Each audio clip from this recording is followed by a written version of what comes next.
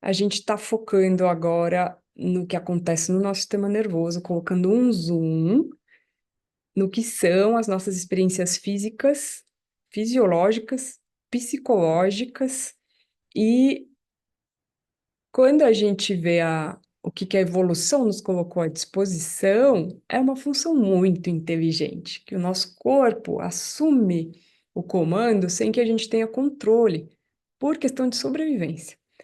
E aí entram mecanismos, por exemplo, de fuga, vou fugir, escapar de uma situação de perigo, e todo o sistema nervoso se põe a serviço para isso ser possível, de forma ágil, sem que a gente precise nem pensar, porque uma outra parte do nosso cérebro mais instintivo toma conta. Ou a gente vai lutar, vai para o ataque, para poder se defender. Ou, em última instância, se nada disso funcionar, a gente congela. Esse é o entorpecimento do sistema nervoso. E por uma questão de sobrevivência mesmo, paramos de sentir. O problema acontece quando essas memórias são reproduzidas e em situações que não são de perigo, a gente começa a interpretar como se fossem e usamos os mesmos mecanismos de resposta. E se você viu o vídeo anterior, vai compreender que a maioria de nós deve ter alguma memória de trauma e por isso da importância de olharmos para os nossos mecanismos de respostas, que são inconscientes, a gente não tem controle sobre eles.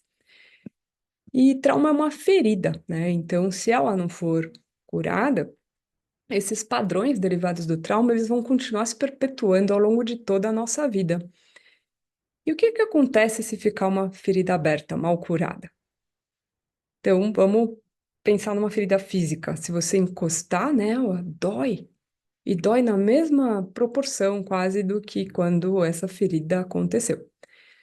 E outra característica de ferida é que ela vai criando uma casca bem dura, né? Um tecido de cicatrização que é grosso, é rígido, não tem nervos, então não sente mesmo, é para não sentir que o nosso corpo cria isso, para não doer, e não tem flexibilidade. Então, essas são todas as características de uma pessoa que sofreu trauma e ainda carrega essas feridas em algum lugar do seu sistema nervoso. A gente cria essa casca grossa e dura que nos impede de sentir, que nos deixa rígidos e a gente vai perdendo flexibilidade de resposta para o nosso ambiente, para as pessoas. Podem ser que as respostas elas se tornem inflexíveis ou se tornem respostas à base de grito, à base de destemperamento, de comportamentos que são altamente disfuncionais. E além disso, a cicatriz ela não cresce, né? É um tecido que fica ali rígido e pode ser que até ao redor os outros tecidos saudáveis cresçam, mas essa parte não. Isso que a gente fala que o trauma no corpo ele fica ali congelado e impede a gente de crescer, enquanto a gente não libera e cura aquela ferida para ela se transformar uma parte saudável, né? Então a gente fica preso no trauma sem ter consciência disso, mas o nosso corpo tem e responde em formas de comportamentos, de reações, de crenças, né? Tem muitas formas e sintomas que depois vamos explorar de como é que é essa resposta ao trauma. Mas o que mais importa é perceber que a gente para de crescer, mas para de crescer no nível emocional. Ficamos estagnados no mesmo nível emocional de quando aconteceu aquela ferida. E às vezes é um momento da vida muito infantil. Então não é de se estranhar, às vezes, quando alguém fala, você está se comportando igual uma criança.